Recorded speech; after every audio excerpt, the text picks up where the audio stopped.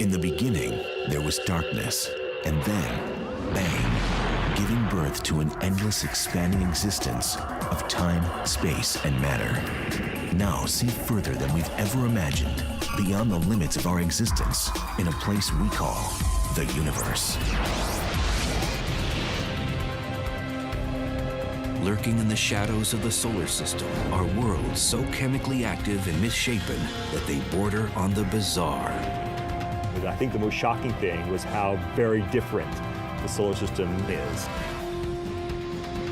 These are the moons surrounding the planets of the solar system. Moons that were once either unknown or considered afterthoughts are now on the cutting edge of astronomical exploration. What was surprising, that they all didn't look like our moon. The so-called minor members of the solar system are not of minor interest. What surprises await us on these alien moons?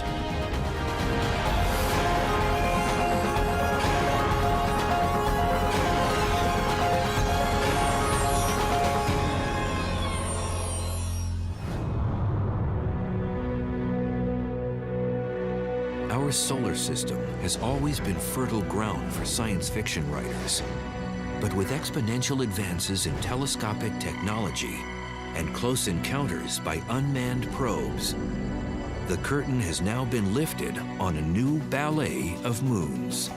Most of which are going one way around, some of which are going the other way around, all at different rates, passing one another, the inner ones passing the outer ones. For nearly half a century, it was believed the solar system was home to only 32 moons. They ranged in size from Jupiter's moon, Ganymede, larger than the planet Mercury, to small asteroid-shaped ones like the Martian moons, Phobos and Deimos. That number has exploded. In 2007 alone, scientists announced the discovery of 20 new moons around Jupiter, 1 around Saturn, and 3 around Neptune. What happened is astronomical telescopes had available to them what are called CCD cameras. So these are digital cameras that almost everybody has nowadays. It's difficult to hold astronomers to an exact number of moons in the solar system. As cameras become more sensitive and telescopes more powerful, more moons reveal themselves. Moons are classified in 2 distinct ways. Those, like our moon, travel in nearly circular orbits above their planet's equators and are called regular moons. While our moon formed from an impact, all other regular moons coalesced from the gaseous stew surrounding their parent planets, a process known as accretion. The classic example of regular moons would be the Galilean moons of Jupiter: Io, Europa, Ganymede, and Callisto. The material that is going to form Jupiter too, but extended a little bit, that material accumulates into the moons. Moons that follow elongated orbits, highly tilted to their planet's equators, are called irregular moons. Most of these move in retrograde orbits, clockwise if their planet rotates counterclockwise. Phoebe, the newly discovered moon orbiting Saturn, is a perfect example. She began her celestial life as an independent traveler, orbiting the Sun before being captured by the more massive Saturn. Whether regular or irregular, moons must fall within the gravitational reach of their parent planet. The limit of these orbits is known as the Hill sphere. This phenomenon is named after George William Hill, an American astronomer from the mid-1800s. So a Hill sphere is this region around the planet that moves along with the planet, inside of which the gravity of the planet overwhelms the gravity of the Sun. The moons of Mars, Deimos and Phobos, operate very differently within the Hill sphere. If the planet is rotating faster than the moon it orbits, like Deimos, the tidal forces between the two actually shove Deimos out further and further. Phobos, on the other hand, is rotating faster than Mars rotates. These small moons were discovered by American astronomer Asaph Hall in 1877. He named Phobos after the Greek god of fear and Deimos for the god of terror.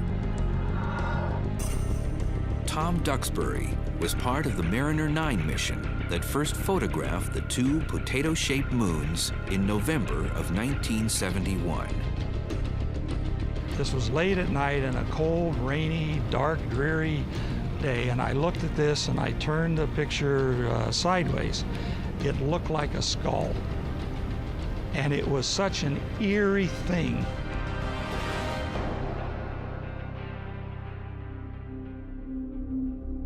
Phobos is in a death spiral. It orbits just 3,700 miles from the Martian surface, closer to its host planet than any moon in our solar system. If our own moon were as close to the Earth as Phobos is to Mars, it would look 20 times larger. Its orbital period would be in hours, not days like it is now, but hours. And at full moon, it would fill the sky. The daily tides, would rise and fall tens of feet, if not hundreds of feet. And so the Earth's moon would eventually crash into the Earth in such a situation. Phobos's predicament is caused by a process known as secular acceleration. As Phobos races faster than Mars rotates, a tidal bump is raised on the Martian surface. In the process, Mars yanks Phobos closer to its surface with each orbit. The struggle between Mars and Phobos is similar to the dynamics of a simple game of tetherball. Imagine the ball as the moon, the pole as the planet, and the rope between the pole and the ball as the planet's gravitational pull. What we see is that the gravity would pull the moon in such a way that it speeds up. It goes faster and faster, and it works its way until it eventually hits the pole. That's exactly what's happening to Phobos. Phobos is going around Mars faster than Mars rotates. That tidal interaction is pulling Phobos in closer and closer and speeding it up in its orbit. In about 50 million years, we expect Phobos to be pulled in so closely it will impact Mars and disappear as a moon of Mars. On the other hand, Deimos, the further out moon, is going slower than Mars rotates. And so it's unwinding the string in the opposite way. And what we see is Deimos is going further and further away from Mars. And eventually Deimos will be pulled away from Mars by the gravity of the sun. So over time, Mars will become moonless.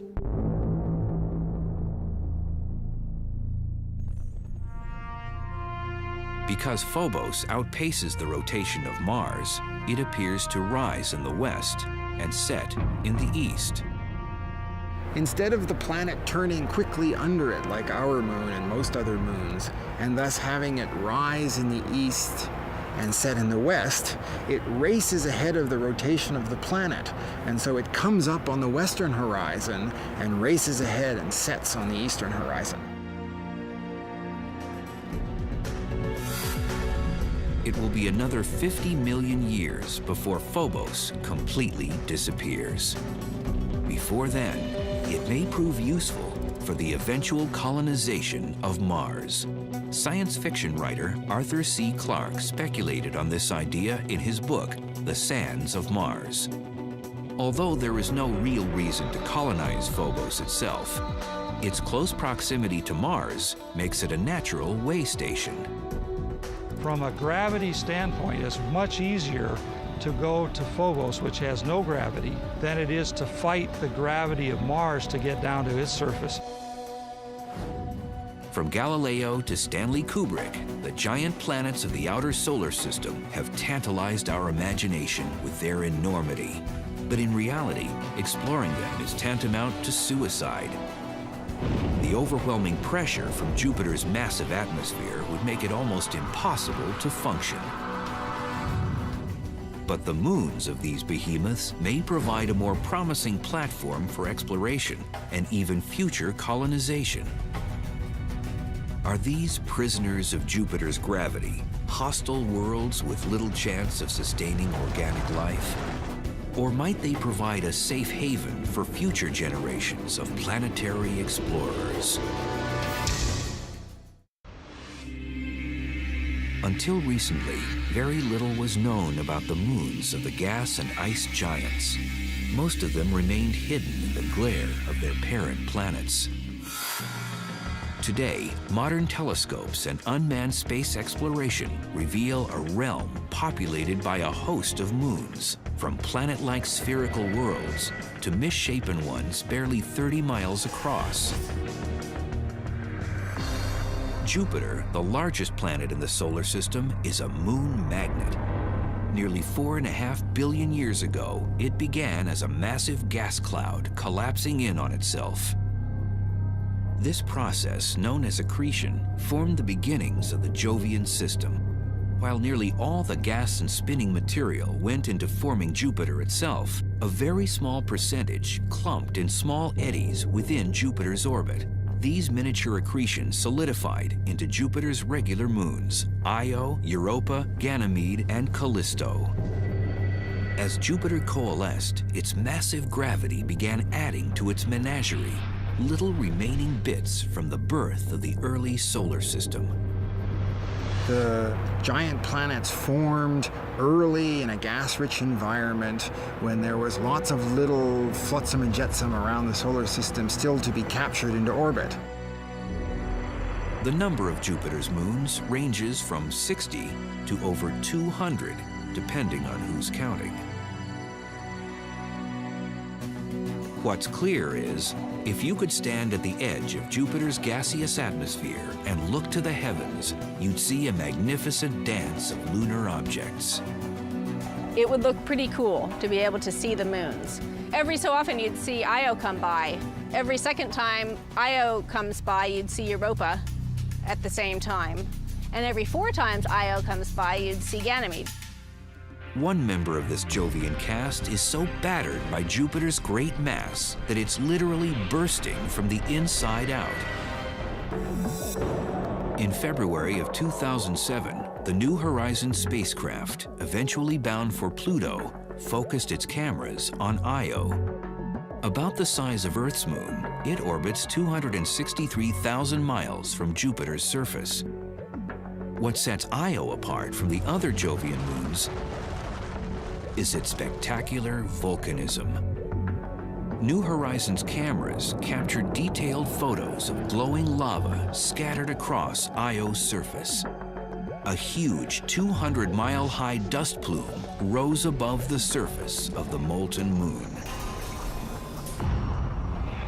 Io, like all Jupiter's regular moons, is named after a lover of the god Jupiter from Roman mythology. It was discovered by Galileo in 1610, first photographed by Pioneer 1 in 1974, and again by Voyager 1 in 1979. Its pulsating activity has puzzled and intrigued scientists for decades. Leaving Io is about a ton per second of material. Every second of every day. It's a phenomenal machine. I would like to go to Io, even though it'd be very dangerous and hot and sulfurous. Io is too small to have maintained a molten core since its formation. Another mysterious process must be responsible for its heating. Io's entire interior may be molten because it's squeezed so much as it's orbiting around Jupiter. This process is known as tidal heating. The massive gravity of Jupiter is causing friction at the inner core of Io. Much like a sculptor needs a cold lump of clay, Jupiter is endlessly creating its own masterpiece. If a moon gets a little bit of tidal heating, it becomes malleable. It can be stretched out like clay and deformed by the gravity of the parent planet. The surface of the moon is cold. It breaks, like pulling clay apart quickly. It'll break. But the interior, where it's warm, can literally flow and stretch and be kneaded by the gravity of the parent planet. Most regular moons have circular orbits. To produce tidal heating, a moon must be in a more oblong orbit, where the distance from the host planet changes radically during a single revolution. The only way to produce these eccentric orbits is if another moon's gravity disrupts it. When a moon is in an eccentric orbit, a non-round orbit, it gets closer and farther from its parent planet. When it does, it gets squeezed, it gets pulled apart when it's closer. Io is in orbital resonance with its companion moons Europa and Ganymede, while Jupiter and Io struggle to find a synchronistic relationship. Europa and Ganymede are yanking Io in opposite directions. Jupiter yanks back, and Io gets stretched and squeezed in the process. The tidal heating on Io, which is responsible for its prodigious volcanoes, has a secondary side effect. It creates the largest stationary visible object in the solar system, a massive gas cloud 500 times the size of Jupiter. In 1990, Professor Michael Mandillo and his team from Boston University discovered a large gas cloud spanning the huge distance from one side of Jupiter to the other. They were the first to photograph the entire nebula, discover its origins, and the mechanism that keeps it growing. Now, Io is small, so it doesn't have much of an atmosphere. But these volcanoes are continually providing material that could be an atmosphere. But you might ask, well, why doesn't it have a tremendous atmosphere if all the volcanoes have been going on for eons? Well, it's because the material escapes. The key gas is sodium. Even though it only makes up 5% of Io's ejected materials, it's easily detectable by telescopes on Earth. Sodium emits an orange glow. In fact, sodium is commonly used to illuminate streetlights in many cities across the world. The sodium and the other gas molecules are pelted by light from the sun and electrons in Jupiter's powerful magnetic field. Electrons and protons are knocked off some of these particles and ionized. Now in plasma form, these ions are taken on a ride by Jupiter's powerful magnetosphere. Its speed increases dramatically because it's been picked up by the magnetic field. It's like they're taking a ride on a cosmic carousel. The magnetic field lines are the holes here, and then every now and then, a sodium atom gets picked up along with its an electron. And now I'm in the Jupiter plasma torus with all the other ions and electrons that have been captured previously. And the ions and the electrons recombine, the neutral is not confined by the magnetic field, and it goes off at a much higher speed. And that's enough to escape from Jupiter. And they form the largest visible cloud of gas that's permanently in the solar system. If we could see the nebula with the naked eye, it would be the size of 12 moons in the night sky. It is so enormous that to view it, Mandillo and his team created their own specialized telescope. Well, as it turns out, to get a big field of view, all you need is a small lens, like a pair of binoculars gives you a big field of view. Even in 1991, the telescope may have seemed ordinary, but its camera was highly sophisticated and, at the time, revolutionary. The digital camera. Well, once you've got a picture that's in numbers, you can do all kinds of things with it. Mandillo and his team knew that sodium existed in the nebula. Sodium also exists in the Earth's atmosphere. They were able to compare digital photographs of both Jupiter and Earth's atmospheres and bring forth an image of the nebula. Well, that was very difficult to do if you just had 2 photographs and pieces of paper. But now that we have these digital cameras, we've revolutionized the way that we can process images. Though Io would be a fascinating scientific and aesthetic destination, its hostile environment probably precludes that.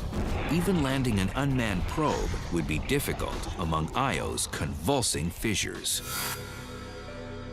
But there's another moon orbiting Jupiter which may not only support human exploration, but possibly support its own alien life forms. Europa is one of the most fascinating and enigmatic objects in our solar system. Really unlike any place else in the solar system, and for that matter, unlike anything on Earth. The surface features are such that there are cracks in the surface, there's mottled terrain, there's chaotic terrain, and it looks like icebergs in some areas. We know Europa is an alien moon. Could it be home to alien life forms as well?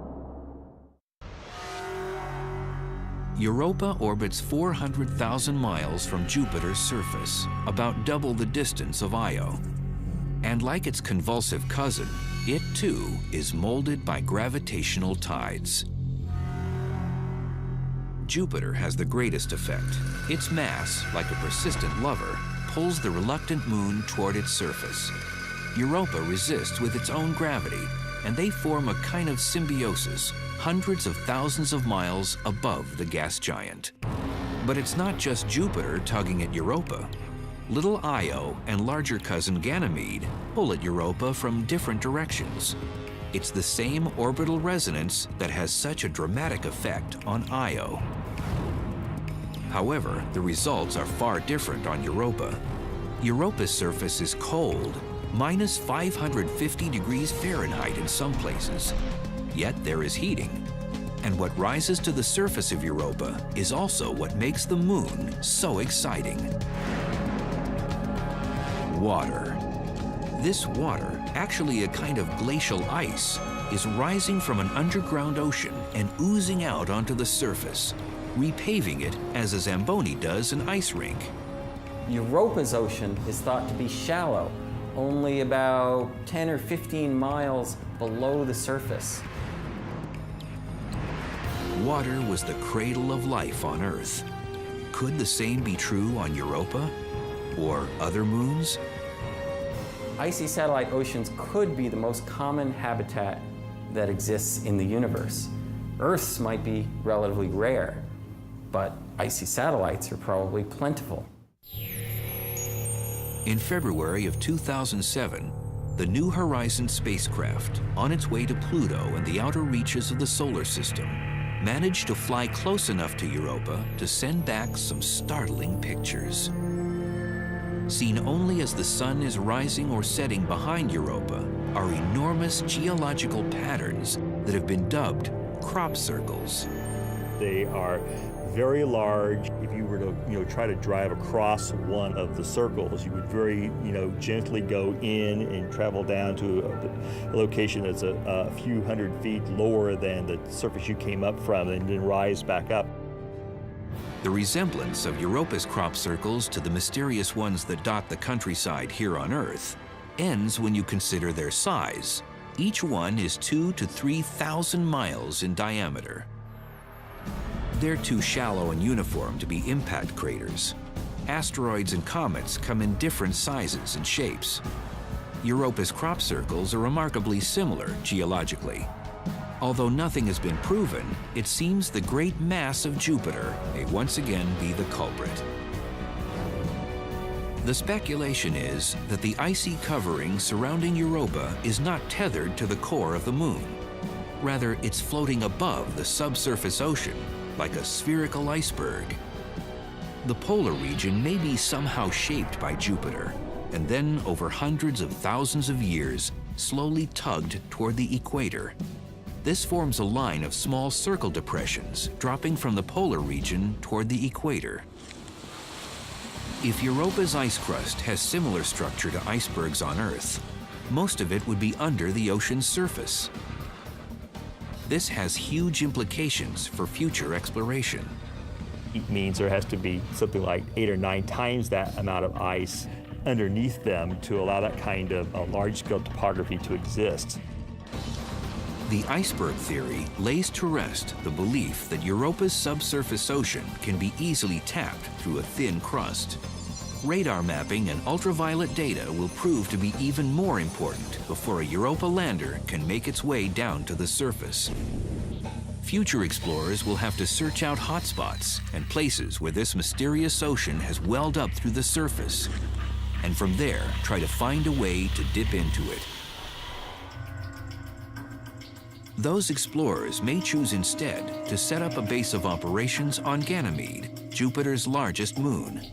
As Phobos might serve Martian exploration as a way station, Ganymede might do the same for the Jovian system.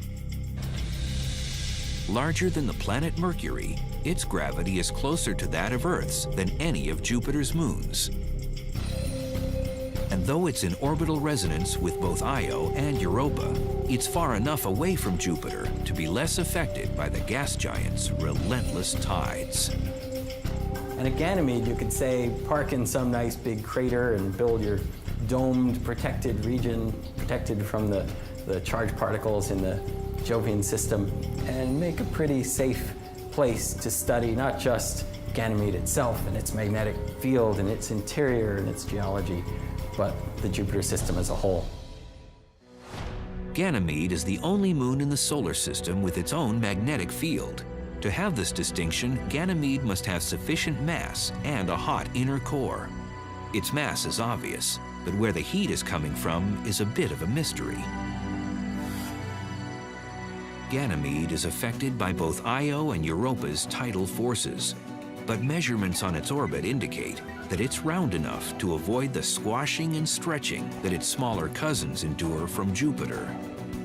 So the thought is maybe something happened in Ganymede's past to change its orbit slightly, and maybe its eccentricity got kind of haywire for a little while and generated a lot of heat within Ganymede, caused the core to be hot.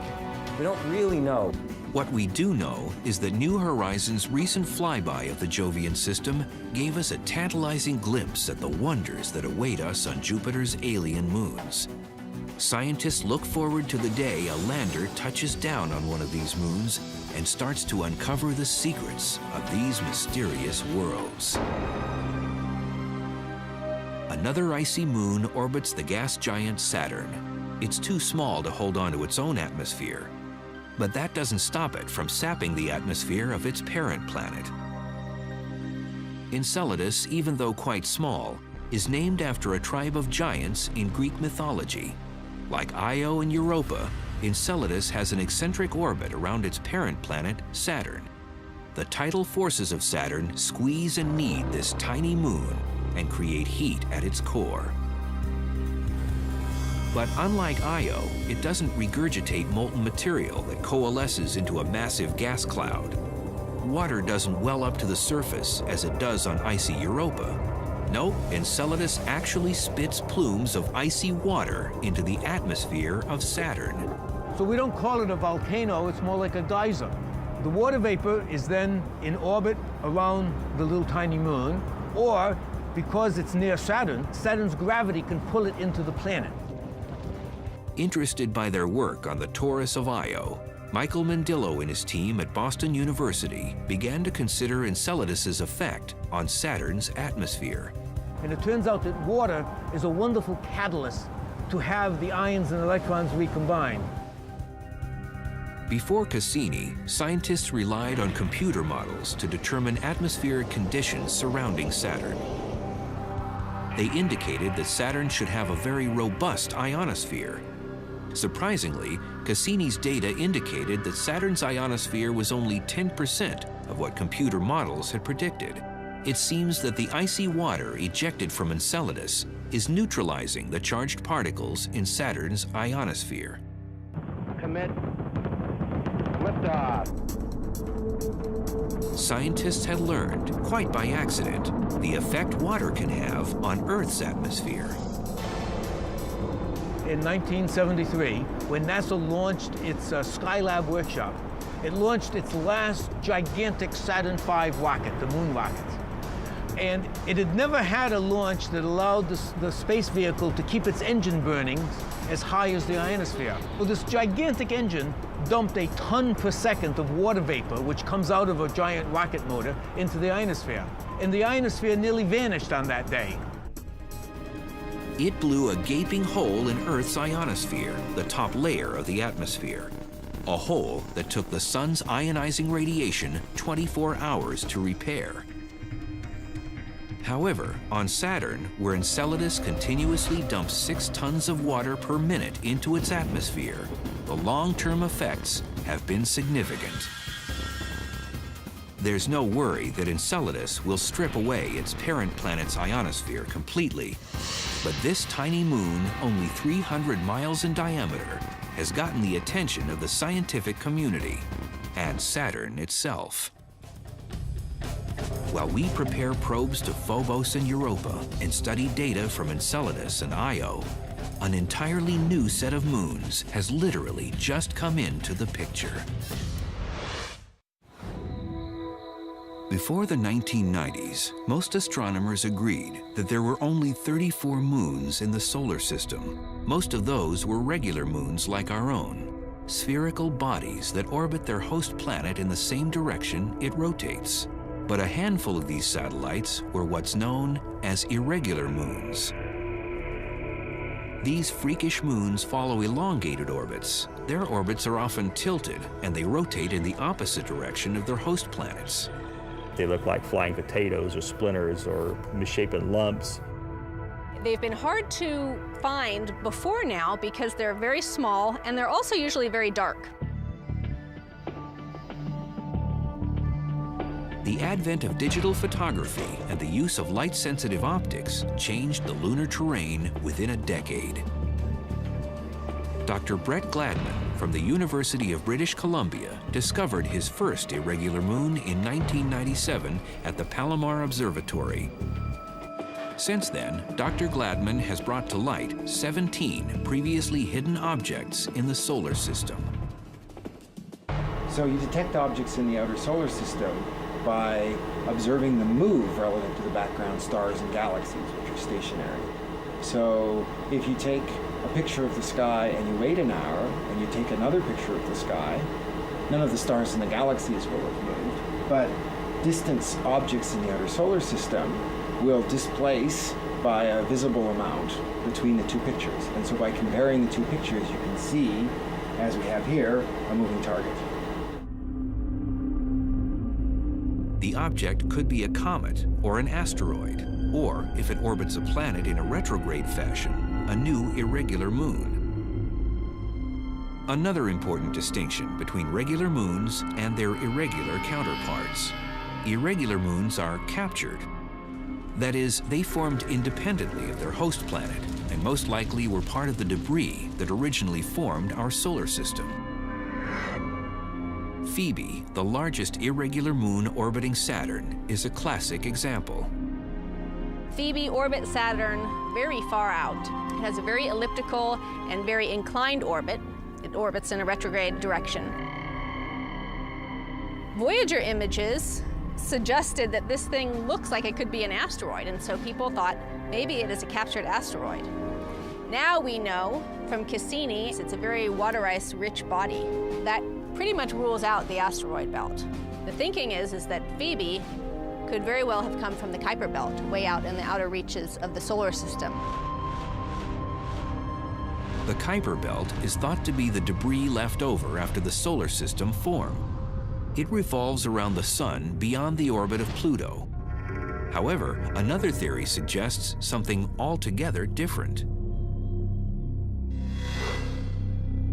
It's much more likely that Phoebe formed in an independent orbit around the Sun and then was captured into orbit around Saturn, whereas most of the other objects that formed near Saturn's distance were either accreted by Saturn or ejected from the solar system. Phoebe would then be made of the planetary debris that was floating around Saturn at the time of its birth. And possibly it's made up of different material than some of the irregular moons orbiting Jupiter. If this is the case, astrogeologists may be able to discern and compare the different ingredients that birthed these two gas giants. Three main theories currently exist as to how Phoebe and its other irregular counterparts lost their independence. Two suggest the irregulars were captured as the solar system was still forming and the planets were still an accreting blob of gas and debris. The gas drag theory is the most straightforward. Thick gases were swirling around the accreting planet when a comet, asteroid, or a shattered combination of both passed through the gaseous mixture. We know that the giant planets built their regular satellite systems in a large accretion disk around each of the planets, sort of like a mini little solar system forming around each planet. And the gas and dust that was in that disk can also serve in its outer regions as a source of friction where passing planetesimals formed independently are slowed down a little bit and captured into orbit. The second theory is really a variation on the first. It's sometimes called the pull-down theory. Here, instead of an object being caught by simply passing through the accreting gases, it is unsuspectingly pulled into the forming planet's orbit by its growing gravitational pull. The gas drag and pull-down theories of capture work well for both Jupiter and Saturn because their mixture of ingredients was massive enough to slow down these passing objects. But what about the icy giants, Neptune and Uranus? Because of the extreme cold, they formed much more slowly, and it's difficult to believe that their icy accretion mixture contained enough mass to snare a passing piece of the solar system. Yet both icy giants have their own irregular moons. Hence a third theory, three-body interaction. You discover that many of the objects are actually more than one object. They're usually two objects often, that because they're both more or less the same size as the other in a binary relationship, instead of being a big object with a small object going in orbit around it like this, it's two more or less similar sized objects going around a common orbit. Between the two of them is called the barycenter. A binary pair exists when two objects of the same size are tight enough to the barycenter to prevent a third larger object from splitting them apart. But when one of the binary pair is significantly larger than the other, the more massive third object has a greater chance of separating them. The smaller one will tend to have the much bigger orbit swing out further. This brings the smaller object close enough to the planet to be captured, while its partner is slung out into an independent orbit. One bizarre moon seems to defy classification. Triton orbits Neptune in a retrograde fashion, counter to Neptune's rotation. That would make it an irregular moon, except that it's spherical and orbits close to the equator, with an almost perfectly round circumference, a classical description of a regular moon. It also spews out mysterious icy plumes, with some indications that it once was, or possibly still is, volcanically active. Before Voyager 2 ventured into the outer solar system, Neptune's moon Triton was assumed to be a geologically dead ball of rock about the size of our own moon. When Voyager beamed back photographs revealing a world with mountains, fault lines, and fissures indicative of tectonic movement, as well as a surprisingly thick atmosphere, scientists were amazed. Geologic forces, usually associated with much warmer and larger planets, might be occurring on a frozen moon slightly smaller than our own. Voyager detected no active volcanoes in 1989. However, like Saturn's moon Enceladus, geysers periodically erupted from the planet's surface. What's really stunning about Triton is not just that it has some unique geological processes occurring, but the fact that they're happening even though Triton is an irregular moon. Most large moons in the solar system are regular satellites, with the very important exception of Triton, Neptune's largest moon, which orbits the wrong way. So Triton is thought to have been a captured object. A captured moon that acts like a regular one. How did an object the size of Triton slow down enough not to either pass through Neptune's atmosphere or collide directly into the icy planet?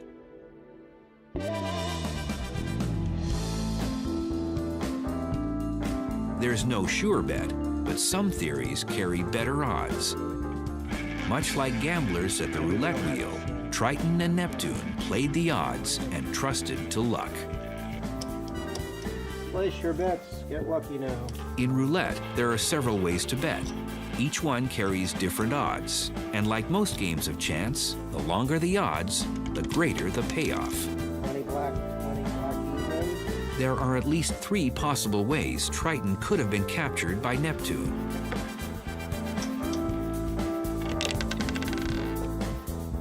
All 3 hypotheses are physically possible, but the first one, the idea of gas drag, is the least likely simply because the period of time in which Neptune had a disk of gas and dust which could have captured a proto-Triton object was a very short period of time, and so the window of opportunity was very small. So that's like betting on the green 0 on the roulette table. More likely is the possibility that the proto-Triton sometime in solar system history crashed into a set of regular middle-sized icy satellites, and it was the collision which gave us Triton. And that's like betting on the first third of the numbers on the roulette table, so you have like a 1 in 3 chance of that taking place. Your best bet is to bet on the even numbers. There you have a 1 in 2 chance of things happening, and the best bet for the capture of Triton right now is this binary capture hypothesis, because there we know there are probably thousands of objects that have existed in the Kuiper belt that would have the right size and be partnered with another even larger object, and Neptune could capture one of them. No one knows for sure which number paid in the early days of the solar system when Neptune captured Triton. However, once Triton began orbiting Neptune in an irregular fashion, it started obliterating anything that got in its way. Neptune doesn't have a very regular system of satellites. It's thought that the capture of Triton disrupted what would have otherwise been a nice regular system like the other large planets have. It's as if Triton was angry at losing its freedom and took it out on Neptune's other hapless moons. But where did this headstrong moon come from? Data from Voyager 2 indicates that Triton's density nearly matches Pluto's. This suggests a kinship that no other regular moon can claim. It's suspected that Pluto and Triton are both objects that originated in the Kuiper belt. The outer solar system consisted of these large objects going every which way, essentially. Some of them formed the giant planets themselves, and some of them were tossed out further, where they sit today in the Kuiper belt. Collisions, accretions, and even captures have diminished what was once a major thoroughfare of planetary building materials.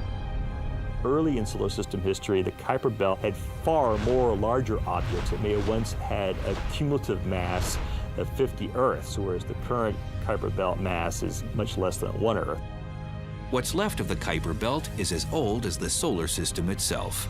The material that makes up the binary objects, shards of collisions, and even some alien moons hasn't changed in over 4 billion years. It's amazing how really different all the moons of the outer solar system are. When I first got interested in astronomy as a kid in the 1960s, we hadn't seen any of these moons. They were little dots in your telescope, and so we had no idea how radically different they could be. I think the most shocking thing was how much variety there is in the solar system. I think that blew me and everybody else away who lived through that period. As we travel back home from the frigid outskirts of our solar system, awed by the vastness of the universe and the majesty of the planets, it's worth it to pause and take notice of the small worlds in the shadows. Those alien moons that were once considered afterthoughts hold mysteries just waiting for human curiosity to solve.